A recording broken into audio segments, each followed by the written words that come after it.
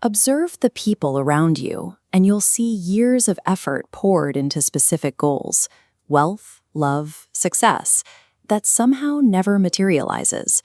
Despite the crying, the begging, and the relentless hustle, yet the result remains out of reach.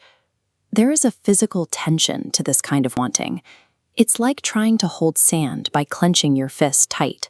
The harder you squeeze, the faster the sand escapes through your fingers. This tension shows up whenever we chase something. Like a man running after a butterfly in a field, his very movement signals the butterfly to fly higher.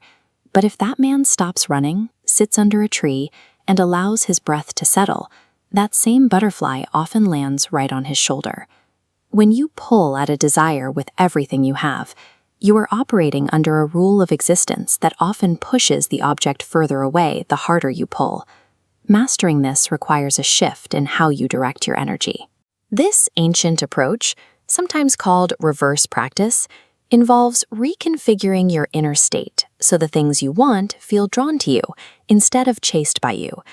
Think of your subconscious mind as a small child. If you tell a child not to go toward a specific door, they immediately become obsessed with what's behind it. The subconscious doesn't process your instructions, it processes your focus. This diagram illustrates the miscommunication between your words and your feelings. While you might say you want wealth, the underlying feeling focuses on not having it.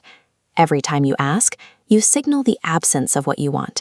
Your mind treats this focus as the primary command.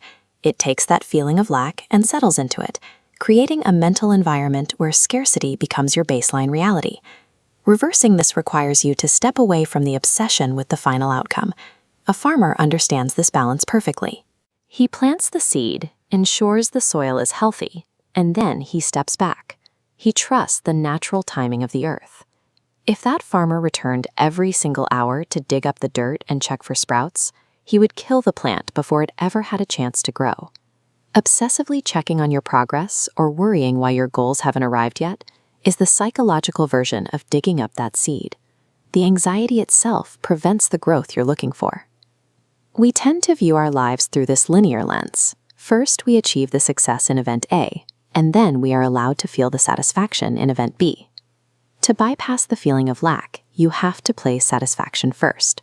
You create the internal environment of success before the external world catches up. There is a story of a fakir who lived in a simple hut but possessed the poise of a king. He explained that his contentment didn't come from his surroundings. It was a decision he made every morning before he even stepped outside.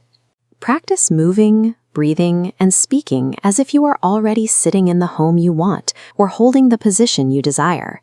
You are training your mind to live in a state of abundance rather than one of waiting. Even so, life will provide obstacles, like an unexpected bill or a sudden setback in your plans. The philosopher Chanakya suggested viewing these moments as messengers. They serve as a test to see if you can maintain your internal state when the external world seems to contradict it. Choosing to meet a crisis with a smile instead of panic changes your relationship to the problem. When you remove the fear, the crisis loses its power over your focus, allowing you to see the opportunity that was hidden behind the stress. It's important to distinguish between letting go of a desire and simply giving up. One is a state of clarity, the other is a state of defeat. The Buddha identified trishna, an intense, grasping craving, as the primary source of human suffering. This grasping is a form of friction that stops you from moving with the natural current of your life. You can still work hard and take every necessary step, but you practice detaching your happiness from the result. You do the work because it is the right action to take, not because you are desperate for a specific prize.